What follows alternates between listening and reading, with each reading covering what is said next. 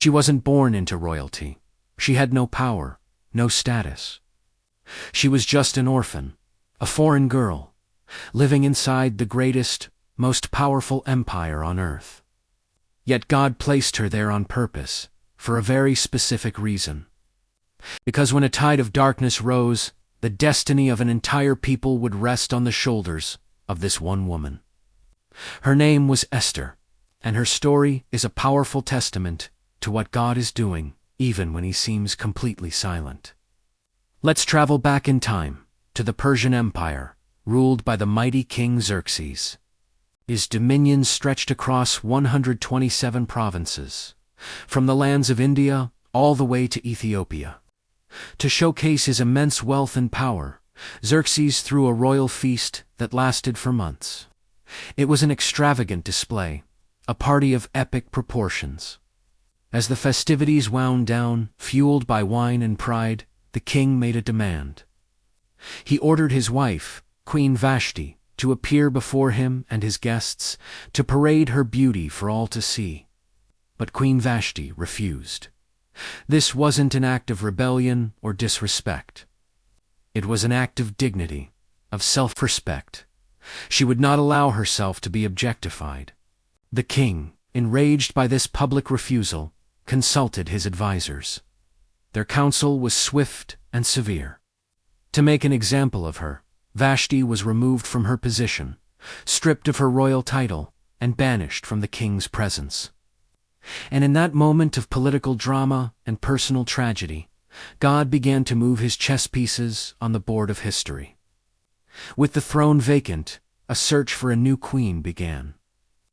A decree went out across the empire: bring the most beautiful young women to the palace. Among the countless candidates was a young Jewish orphan named Hadassah, better known by her Persian name, Esther. She had lost her parents and was raised by her older cousin, Mordecai, who loved her as his own daughter. Mordecai was a man of deep faith and integrity, working as a minor official at the king's gate. He instructed Esther not to reveal her Jewish heritage, a crucial piece of advice for the days ahead. Esther possessed not just outer beauty, but an inner grace and humility that set her apart. She didn't demand special treatment or jockey for position like the other women. She simply walked in quiet confidence and respect. And the Bible tells us that God gave her favor in the eyes of everyone she met, from the chief eunuch Hegi to the king himself. After a year of preparation, when it was her turn to go before King Xerxes, he was captivated. Of all the women, the king loved Esther the most. He placed the royal crown on her head, and Esther, the orphan girl, became the queen of Persia. Life in the palace continued, with Esther's true identity remaining a secret. One day, her cousin Mordecai, while sitting at the king's gate, overheard two of the king's officers plotting to assassinate him. Mordecai immediately sent word to Esther, who in turn warned the king, giving full credit to Mordecai. The plot was investigated, the traitors were executed, and the entire incident was recorded in the official chronicles of the kingdom. The king's life was saved, but in the busyness of the court, Mordecai's loyalty was overlooked and soon forgotten. Time passed, and a new figure rose to prominence in the empire. His name was Haman. He was an Agagite, a descendant of an ancient enemy of the Jewish people. The king promoted Haman, elevating him to a position of immense power, second only to the king himself. A royal decree was issued. Whenever Haman appeared, everyone was to bow down and pay him honor, and they did. Day after day, as Haman passed by, Mordecai refused to bow. He would not give to a man the reverence he reserved for God alone. This public defiance infuriated Haman. When he learned that Mordecai was a Jew, his personal vendetta exploded into a genocidal rage. He wasn't content to just punish Mordecai. He decided he would annihilate his entire people.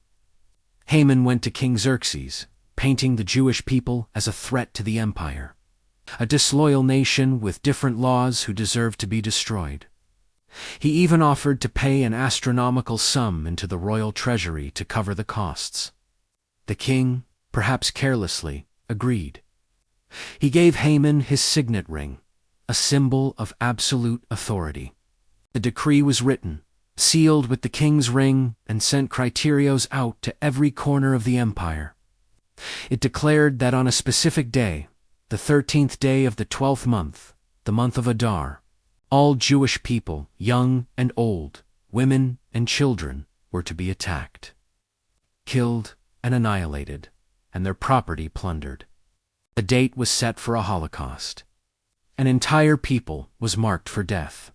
When Mordecai learned of the decree, he tore his clothes, put on sackcloth and ashes, and wailed loudly in the streets of the city.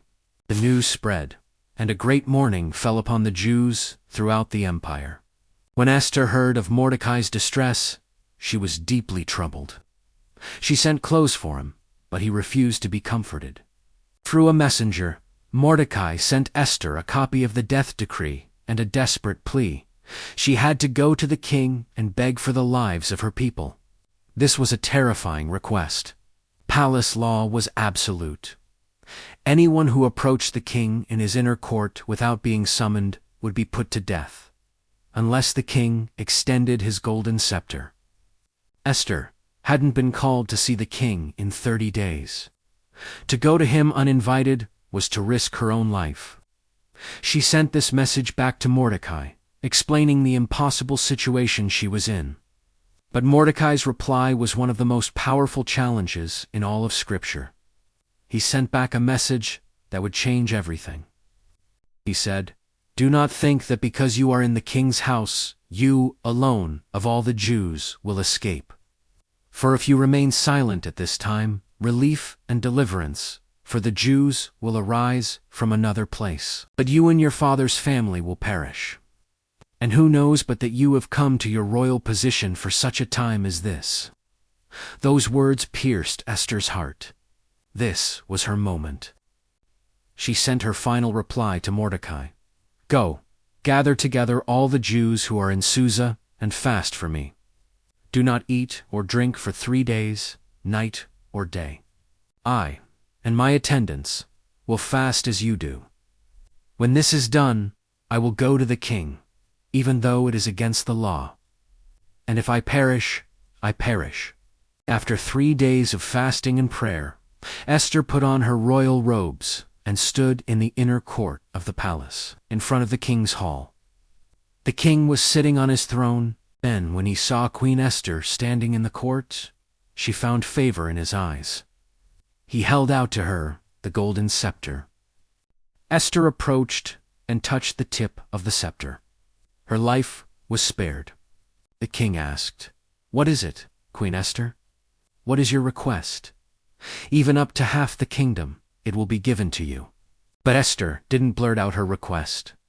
Instead, with divine wisdom, she played the long game.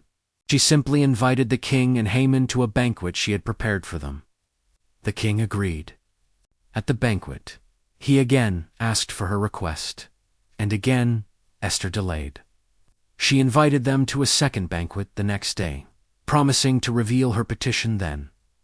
Haman left the banquet, overjoyed, puffed up with pride. He had been singled out for honor by the queen herself. But as he passed the king's gate, he saw Mordecai, who still refused to bow. Fall, his joy vanished, replaced by a burning rage.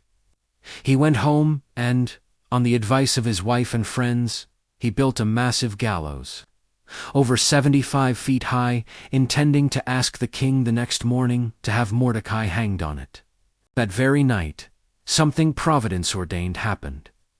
The king couldn't sleep. He called for the book of the Chronicles, the official records of his reign, to be read to him. And as the servant read, he came to the entry about Mordecai uncovering the assassination plot. The king asked, "What honor or recognition has Mordecai received for this?" His attendants replied, "Nothing has been done for him." Just then, Haman entered the outer court, ready to ask for Mordecai's execution. Before he could speak, the king asked him, "What should be done for the man the king delights to honor?" Haman, in his arrogance, thought to himself, "Who is there that the king would rather honor than me?" So he laid out a lavish plan. Dress the man in a royal robe the king has worn. Place him on a royal horse, and have a noble prince lead him through the city streets, proclaiming, "This is what is done for the man the king delights to honor." The king's response must have been like a dagger to Haman's heart. "Go at once," the king commanded. "Get the robe and the horse, and do just as you have suggested for Mordecai the Jew, who sits at the king's gate. Do not neglect anything you have recommended." Humiliated, Haman had no choice but to obey. He, the highest official, had to publicly honor his most hated enemy. The next day, at the second banquet, the king once again asked Esther for her request. This time, she was ready. "If I have found favor with you, your majesty, and if it pleases you, grant me my life. This is my petition, and spare my people. This is my request. For I and my people have been sold to be destroyed, killed, and annihilated." The king was stunned. Who is he? Where is the man who has dared to do such a thing? Then Esther declared, "An adversary, an enemy. This vile Haman."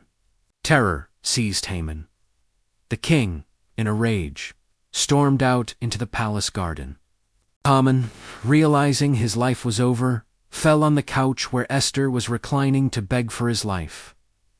At that exact moment, the king returned. Seeing Haman on the couch with the queen, he misinterpreted the scene and became even more furious. At that moment, one of the king's eunuchs pointed out the gallows Haman had built for Mordecai. The king's command was immediate: hang him on it.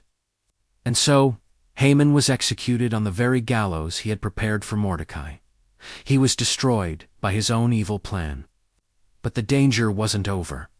The original decree, sealed with the king's ring, could not be revoked. So the king gave Esther and Mordecai his signet ring, and told them to write a new decree in the king's name. The new edict granted the Jews in every city the right to assemble and protect themselves, to destroy any armed force that might attack them.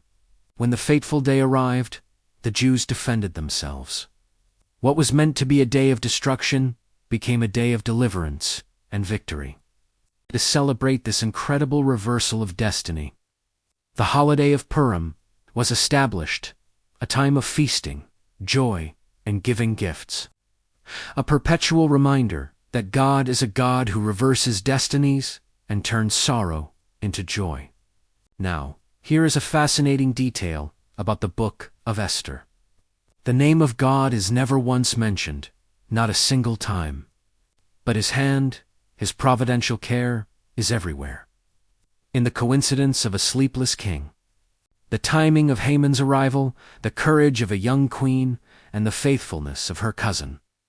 It shows us that even when God seems silent, he is never absent. He is always at work behind the scenes, weaving all things together for the good of his people and for his ultimate purpose. Maybe you feel like God is silent in your life right now.